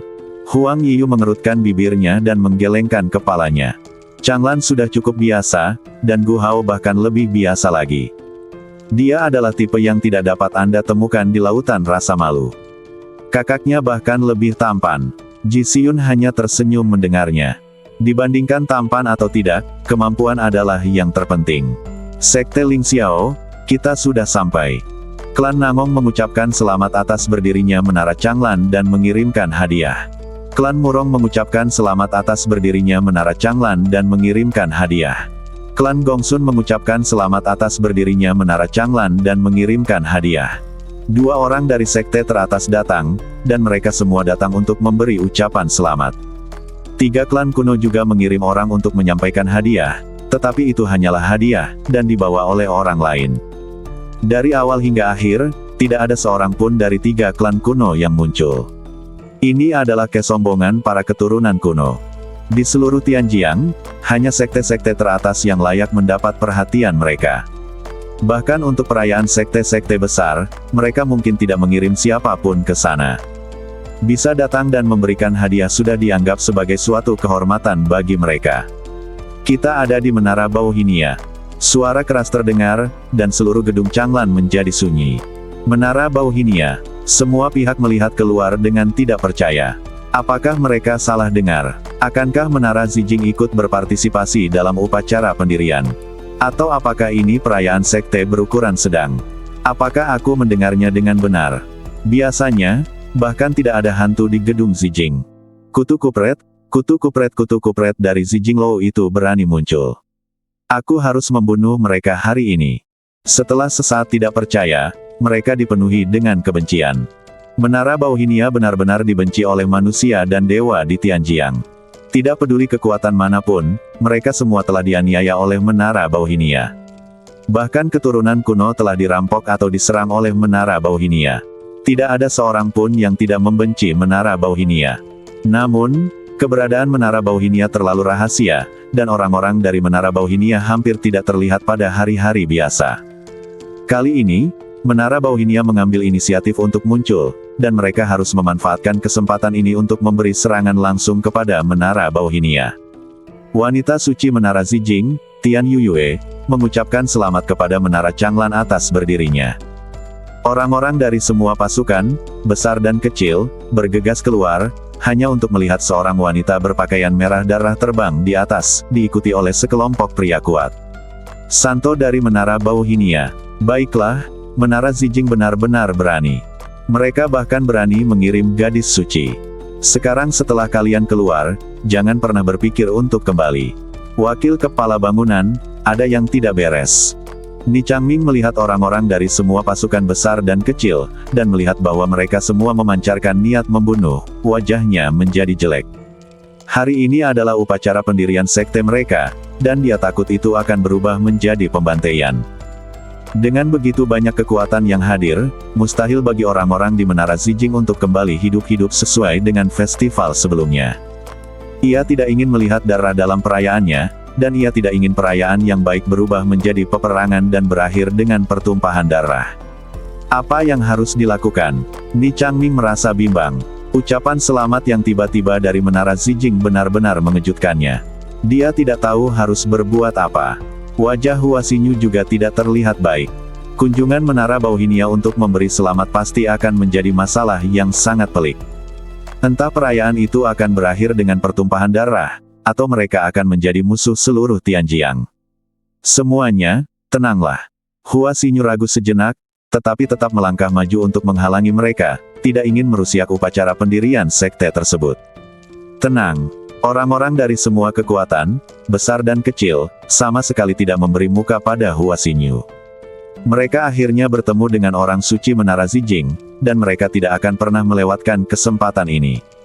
Menghadapi kerumunan yang agresif, Tian Yuyue tidak menunjukkan rasa takut di wajahnya. Karena dia berani datang, dia tidak akan takut pada orang-orang ini. Dia punya banyak cara untuk kabur. Semuanya, hari ini adalah hari berdirinya Menara Changlan kami. Mohon kesampingkan dulu kebencian kalian. Setelah hari ini, Menara Changlan kami tidak akan pernah ikut campur. Orang-orang dari semua kekuatan, besar dan kecil, masih mengabaikan Hua Xinyu. Setelah hari ini, mereka tidak akan dapat menangkap orang suci Menara Zijing, apalagi murid biasa Menara Zijing. Melihat orang-orang yang tidak berniat menyerah, Hua Xinyu dipenuhi rasa malu dan cemas, tetapi tidak peduli seberapa cemasnya dia, itu tidak ada gunanya. Orang-orang ini bertekad untuk membunuh Tian Yuyue, dan dia sendiri tidak dapat menghentikan mereka. Berhenti! Teriakan keras terdengar, dan semua orang pura-pura tidak mendengarnya. Mereka mengumpulkan kekuatan dan bersiap untuk memberikan pukulan fatal kepada Tian Yuyue. Desir, tolong tenanglah sebentar. Sosok Su Tianmu melintas dan muncul di samping Hua Xinyu, dan berkata dengan keras. Tuan, melihat Su Tianmu, Hua Xinyu merasa lega.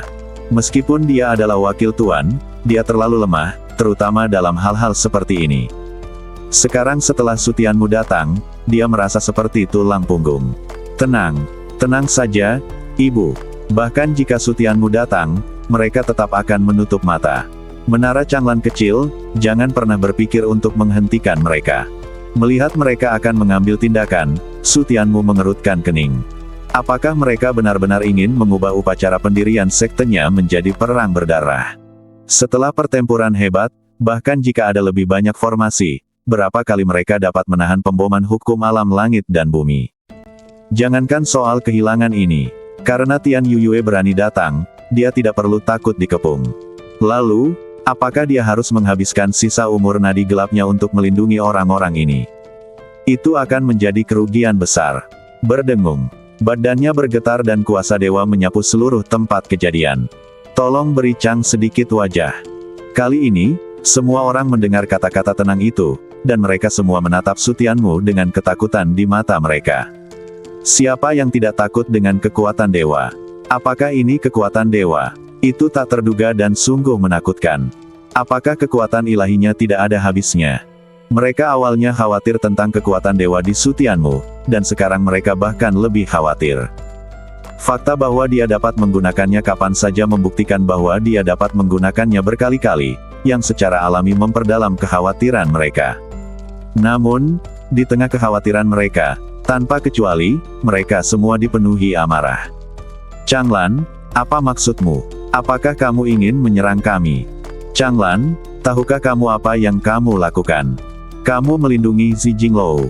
Semuanya, Chang tidak melindungi kalian, dan aku tidak akan menyerang kalian. Su Tianmu berkata dengan keras, aku hanya meminta kalian untuk menunjukkan sedikit harga diriku. Karena Menara Zijing ada di sini untuk merayakan, mereka adalah tamu Menara Changlan. Setelah hari ini, apapun yang kalian lakukan, Chang akan mendukung kalian. Pernyataan ini masuk akal dan logis, ditambah dengan kekuatan dewa pada Su Tianmu, pernyataan ini semakin meyakinkan. Beberapa orang perlahan-lahan menjadi tenang, terutama pasukan kecil dan menengah, yang menjadi tenang sepenuhnya. Mereka sama sekali tidak memiliki kekuatan untuk melawan Menara Changlan, dan bahkan jika mereka diikat bersama, mereka bukanlah tandingan Menara Changlan. Siapa yang tidak berani menunjukkan muka seperti ini? Mereka juga mengamati sikap pemain besar.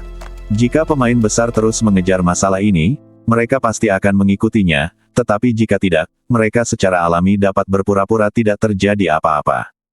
Karena Tower Master Changlan sudah bicara, tentu saja sekte kita harus memberikan kita muka ini. Sekte Tianluo adalah yang pertama bicara. Demi Changlan dan muka leluhur, mereka pasti bisa menyerah. Lagi pula, jika mereka membuat Changlan tidak senang, Changlan akan punya alasan untuk mengalahkan mereka untuk kedua kalinya. Hari ini adalah hari ketika menara Changlan didirikan. Kita seharusnya tidak membuat masalah dan menambah pertumpahan darah. Mari kita lepaskan menara Zijing kali ini. Alkemis King Jue Chaoran juga angkat bicara. Dia memberikan muka Changlan demi Gu Hao. Tapi setelah hari ini, sekte kami dan menara Changlan akan terus bertarung sampai mati. Mari kita hadapi Tower Master Changlan. Sekte Qintian telah berbicara, dan ke-16 tetua tertinggi dari Sekte Wuji juga mengambil kesempatan untuk menyerah mengejar. Mereka sudah berseteru dengan Changlan, dan kali ini mereka datang untuk menyelesaikannya, bukan untuk memperdalamnya. Terlebih lagi, mereka adalah sekte terbesar yang paling dekat dengan menara Changlan.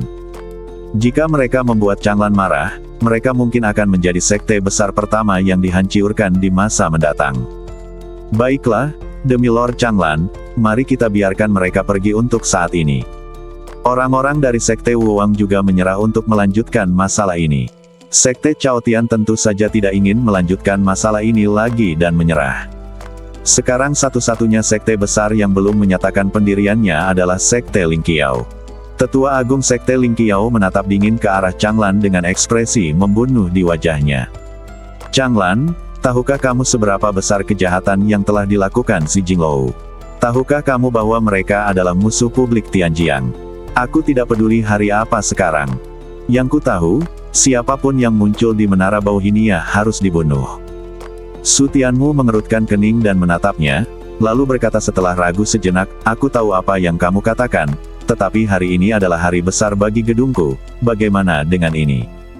Setelah hari ini, Chang berjanji bahwa dalam waktu sebulan, aku secara pribadi akan memimpin tim dan membunuh 1000 orang dari Menara Zijing untuk memberikan penjelasan kepada semua orang. Dia tidak menyangka bahwa Tian Yuyue akan membawa orang untuk memberi selamat padanya, tetapi bahkan jika orang lain memimpin tim, tidak boleh ada darah yang tertumpah di hari baik berdirinya sekte tersebut.